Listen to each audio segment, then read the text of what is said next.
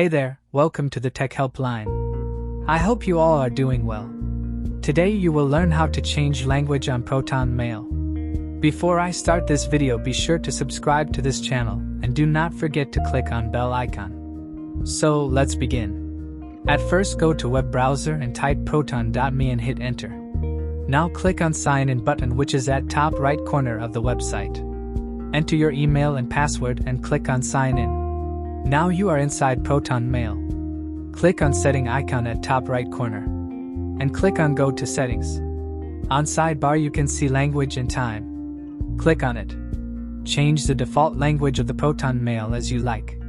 I hope you guys like this video. I will see you in the next one. Thank you guys for watching this video and make sure to subscribe this channel and don't forget to hit the bell icon.